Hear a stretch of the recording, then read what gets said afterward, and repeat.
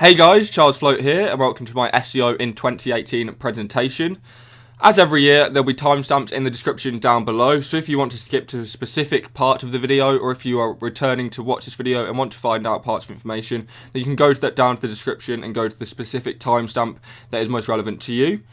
So in this video, I'll be comparing last year's thoughts and findings in comparison to this year, what you can expect from the year to come, and demystifying some essentially myths that the SEO community has decided to create.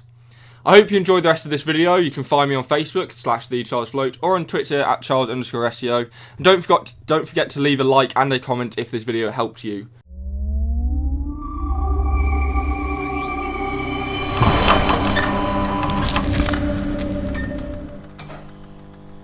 So if you're a beginner to SEO, or if you don't understand some of the terminology that is used in this video, you can go to my SEO in 2016 video. This lists a full glossary of terms for you to be able to go through if you don't understand some of the terminology we use, because in SEO there is a significant amount of words that we use that no other industry really uses or has adapted to using in the past. So if you'd like to check out any of the basics or go through understanding what white hat, black hat and grey hat SEO is, then you can check out my SEO in 2016 video. Link for that is in the description down below.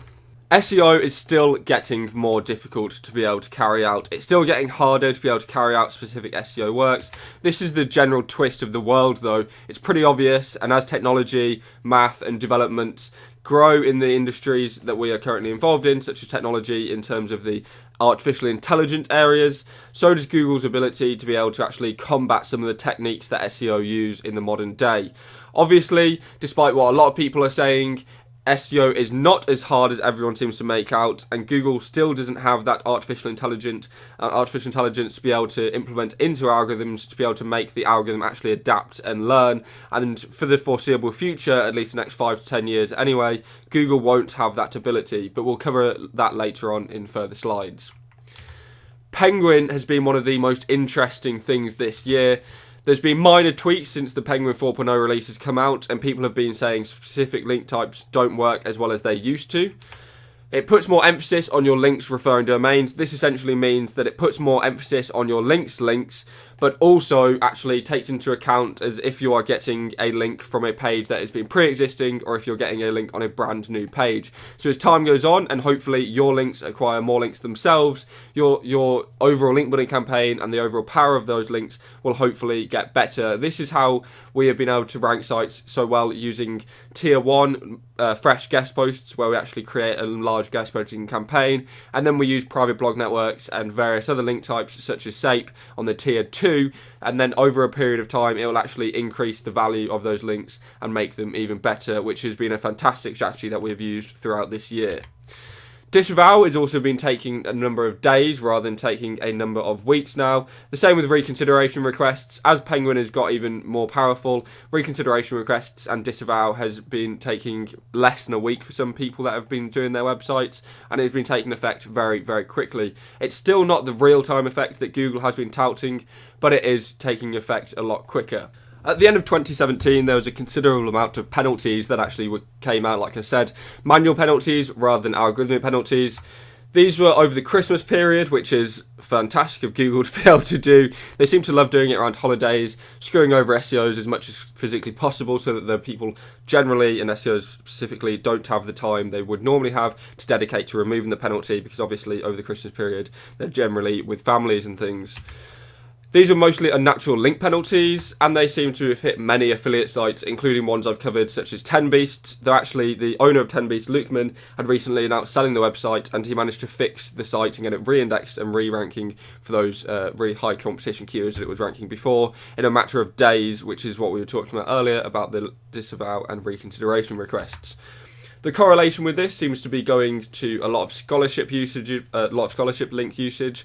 This has been a fairly easy tactic for Google to analyse, because all they have to simply do is go through all of the various scholarship link resources that are out there on EDU websites, go through them, find sites that shouldn't actually be on there or are literally just using a scholarship as a linking opportunity, and then penalising those sites manually so that they can seem like they're cracking down on certain kinds of link types when realistically they're just going after after easy, quick wins to be able to take out sites and scare SEOs. There's also been some correlation between some PBNs, some actual guest posting, which has been one of the first times ever that we've seen guest posts that haven't been actually paid for, things getting hit, which is a quite interesting thing. Though obviously those tactics are still fairly safe in the grand scheme of things, and they shouldn't put you off using them. Don't believe the Google propaganda. One of the most covered topics in SEO, and one of the least well covered topics in SEO, is of course anchor text ratios. These seem to massively change every year, and Google seems to favour them very differently depending on which year it is. This year I've seen anchor text ratios anywhere from 10% to 35%, that's partial and exact match together, with several keyword sets obviously, so that means there's several exact match and several partial match keywords inside of that 10% to 35%. I've also seen brand and white hat anchors working very well. They're passing authority more than specific juice. This basically means that there was previously days in SEO where you target specific keywords and specific anchor text to rank for those specific keywords, but nowadays it's the overall authority of those links that are passing through and actually ranking you, and it's your on page and things that are actually ranking you for specific keywords rather than those links ranking you for the specific keywords. That is not to say that exact and partial match anchors do not work in ranking you for those specific keywords. They 100% do, but they have a lesser effect as they used to in terms of how well they actually rank you for those keywords. Generic anchors also seem more redundant. It's basically in relation to how Google specifies your intent, so basically how you intend to rank those specific pages and the intent of your placement of a anchor text in terms of an article. Obviously, contextual placement of links is considerably better than putting it in your footer or putting it in your sidebar, etc. And then depending on how how Panda and other content algorithms actually analyze how you've inserted that link, and if it is a good link, if it looks natural, etc. And obviously most generic keywords don't really look natural because most people don't say click here, despite what other SEOs will tell you. This is a topic that I actually am 50-50 on, but a lot of people have been talking about over the last year or so. There's been very limited data on this tactic actually working, if any data at all, but there have obviously been a lot of industry hype and a lot of industry talk about it. Bing have already actually confirmed that they do use this, as well as Google and Bing have actually got patented technology. My only consideration would be the fact that, for example, if The Guardian, which is a British publication, were talking about Amazon but didn't link to their website, would that then affect all of their Amazon domains? Would it just affect the US domain? Would it affect the German domain, even though it's a British publication? Would it affect the British domain because it's a British publication, etc.? There's too many questions to be answered around this, and I don't think there's enough data or enough testing to be able to concretely say that there is much around this factor. We'll see how it is in the coming months and coming years, though. It might be a emerging factor that a lot of people have not taken into consideration, and it might be something that I know James Dooley was talking about this actually. It might be a tactic where, even though press release backlinks are really bad in terms of backlinks, would they then be good if they were mentionless? So there's a lot of testing to be done around this. Don't go out there and just start building mentionless backlinks because if you've seen some talk about it, it's probably a bad idea. Content intent is actually something that I think a lot of SEOs have actually misunderstood or not correctly covered in the last year or so, and a lot of blogs and things have actually missed how Google have adapted to this over the last year or so. It actually shows, to me at least, how Panda, Hummingbird and other content-based algorithms have actually improved over as time has gone on, and actually shows that this also affects link placements, such as Google will understand and know that you're adding in a link specifically if you add it onto the sentence randomly out of nowhere, or if you're putting it into the middle of a piece of content and it doesn't make sense. And Google actually start to hurt your website's rankings if you are doing these dodgy kind of link placements. So nowadays you're going to want to make sure that all of your links and all of your PBN links or your guest posts, etc., have got correctly placed links and they actually make sense when you're reading them. This is going to help you now and in the future as Google gets better at analysing these pieces of content. It's also got a lot better at understanding if a piece of content is relevant for a keyword or a phrase or a question, which again, make sure that you are using high quality pieces of content on your actual website itself and making sure that you're actually optimizing those pieces of content for any keywords or questions that you actually want to rank for. SSL certificates should be standard practice by now. If you're not using them on your website, I suggest pausing this video and going and installing them on every single website you possibly can.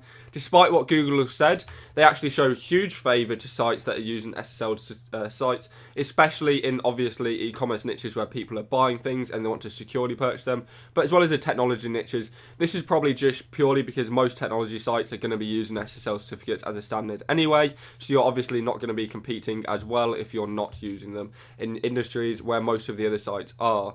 They should be standard practice by now anyway. You don't want the NSA reading all of your website's traffic, and you want your visitors staying protected versus various other things as well. And Google shows this as a direct favour for all of your sites. We have seen massive correlation in changing to SSL certificates, especially EV SSL for e-commerce websites and bigger businesses, in terms of actually them going up in their rankings. So again, they should be standard practice by now. If you're not using them, then you need to change that. As I said in my SEO 2016 and 2017 videos, Schema was a growing trend throughout those years and really cemented itself as a standard practice across the industry in 2017 and became a lot more seen by Google. That being said, in terms of local SERPs, I actually saw a way less importance on Schema than I did in previous years. This is likely because most local small business owners won't actually be able to implement Schema themselves because they do not have the technical capacity on those websites. So most local sites using Schema will be SEO optimized, or SEOs actually optimizing them themselves, which makes it seem a lot more of an easy way to find and target SEOs by Google, because obviously Google is not your friend despite what a lot of people are saying, and Google will try as hard as they can to come after people optimizing their websites against Google's guidelines. And even if they aren't against Google's guidelines, they'll be using tactics to find and identify sites that SEOs have been using just to fearmonger the hell out of those SEOs. That being said, I saw a way more importance in everything else in 2017 versus the local SERPs. Affiliate SERPs, e-commerce SERPs, even just informational SERPs, Schema saw a massive rise. This is obviously being seen in things like the featured snippet, but also being seen in things like voice search and various other keywords that have been introduced. I do say at the same time, that being said, that the CTR benefits from having 5-star ratings. You need to make sure that your 5-star ratings are as user-friendly and are as non-looking like they've been manipulated by SEOs as possible, because I've seen several people over 2017 get hit because they're using Schema stars in the search, not only by Google but by actual affiliate programs such as Amazon and various other products as well. As I predicted last year, rich snippets have just grown and grown considerably, and they've taken over the SERPs, especially for question-related keywords and things like price-related keywords as well, especially for voice searches, especially as well, even though voice searches are a lot smaller than Google and other franchises make out. These have been seen affecting more and more in terms of things like price, questions, and reputation management. Reputation management and price is obviously two massive ones. Price ones tend to be, for example, in terms of the how much is a Bluehost keyword here, which gets a considerable amount of searches. Web hosting secretreveal.net, which sounds like the most legit review of Bluehost ever, has actually got a very winning table there of the content and the amount of discount that you get for clicking through. You'll also see various other ones as well, such as the people also ask stuff in keywords for affiliate terms, which is something that is going to affect you massively going into the rest of the year. I also would massively suggest anyone who has got clients that are in the medium to large scale range are looking at getting a Wikipedia page created for those clients, because reputation management is going to be massive in the next few years, and you'll actually be able to get 99% of the time, you'll be able to get a knowledge graph or a rich snippet of the actual company's information directly taken from Wikipedia, which looks amazing to people who are searching for your client's brand or product, and I recommend doing that as quickly as possible. Personalized SERPs is actually a topic that I feel the SEO industry as a whole has actually not covered nearly as much as they should be recently. A recent experiment found that 50% of all SERPs were personalized. This is probably due to the fact that Google is actually taking over, and so many people have Google accounts due to the fact that obviously you need a Google account for an Android phone, YouTube, which is the biggest video platform on earth, Blogger, which is one of the biggest blogging platforms on earth, Gmail, which is the biggest email platform on earth, various other things. It is the very large majority of the fact that any internet user currently on the internet, minus China and some other countries, very likely have a Google account. And this will obviously then mean that it is personalizing the SERPs depending on their location, dependent on their gender and various other factors. And this is playing into things like local SERPs and things a lot more. Obviously, it's pretty difficult to actually find any valuable information on how you can actually target a personalized SERP to someone in particular. So we'll see that as a growing trend over the years, and see hopefully where we get some information on how we can actually target more relevant visitors to our websites over the years via personalized SERPs. Mobile and tablet optimization. 2016 was the year that we actually saw mobile overtake desktop in terms of the number of searches. committed by people every year. Google also has a mobile first index, which you can use the Google Mobile Insights tool to actually see if your website is as friendly to Google search results in terms of mobile first as possible. And then also you want to use analytics data to see which devices your customers are using. The last one is something that I think a lot of people undervalue and a lot of people underuse. You can literally just go onto analytics, see what devices people are coming from, and then you can make sure to run your website via as if it was rendering on those devices, and making sure that your website is most targeted to the devices that your users are using the most. It can also show insight if your clients actually need a mobile only website, if they have a large majority of users coming via mobile, as well as if they need an app and various other services that you can obviously upsell to them. It's a great way to actually find a bit of extra money if you need to when speaking to clients and things as well.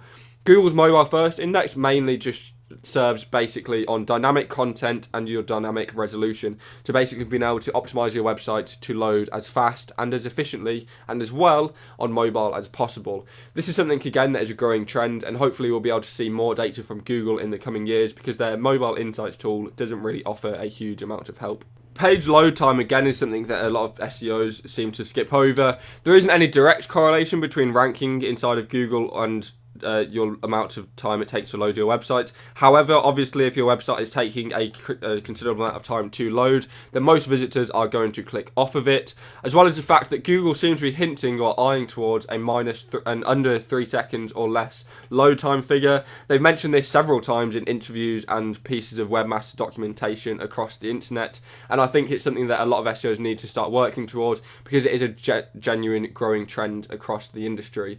Again, page load time really affects the amount of people that are going to buy off your website, or the amount of people that are going to contact you. If it takes too long, they're simply not going to buy a product if it's taking ages to load every single page, or they're not going to contact you if it's going to take them 10 seconds to be able to actually get onto the contact us form. Voice search is something that I've seen being covered to absolute death in the last few years, and it's something that a lot of people have been asking about in the Facebook groups, probably due to the insane amount of media coverage it has gotten. It is not as big as it is made out to be. Most people just simply don't like speaking into their phone, especially if they're in public, and it makes you look a bit stupid if you have to search for something via your voice, especially in Western countries such as the UK, where we're all up our own arse a bit and don't want to start looking stupid in front of the public.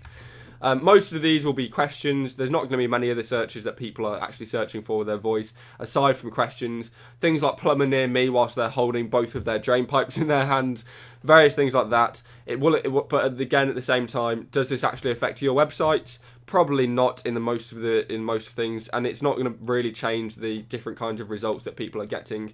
I know people are saying that people have a different type of voice when they're searching in terms of typing versus how they're actually talking, but I don't think it's going to change that much, and I think most of the people that are actually going to be searching via their voice are going to be searching for near me and things like that. It's not going to affect you massively, and you might just want to ask yourself, does this affect your website? If it does, then you can actually read into it a bit more. Otherwise, I don't think it's going to affect much, especially not in the next year or so.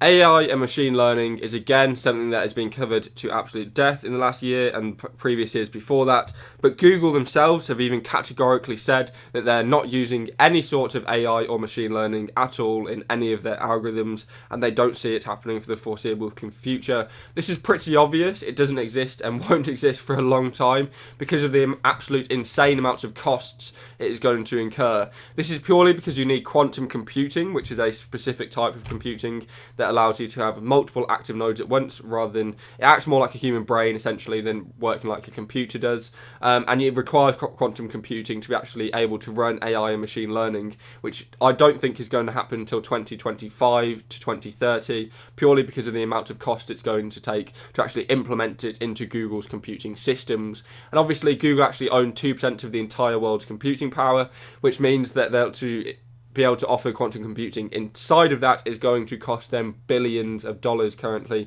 and they don't want to incur that kind of cost. They probably could incur that kind of cost and run AI and machine learning, but it wouldn't be very profitable for them at the end of the day. And obviously they want to be attacking SEOs and stopping SEOs from doing it as much as they can for as cheap as they can, so they're making as much profit from their AdWords campaigns as physically possible. Thanks for watching. I hope you learnt a lot. I know it's a ton of information to be able to digest in just 20 minutes, but hopefully I covered it in as much detail as physically possible. There is tons to go and learn more about every single topic that I covered in this. Obviously I can't go into a massive amounts of depth of each topic as much as I would like to, but I'll leave some links in the description down below for you to be able to follow up on. You can also follow me on Twitter at Charles_SEO. You can like me on Facebook, facebook.com/TheCharlesFloat. And you can sign up for my free SEO course at charlesfloat.co.uk/join. I've been Charles. Thanks for watching. Have an awesome day. Peace.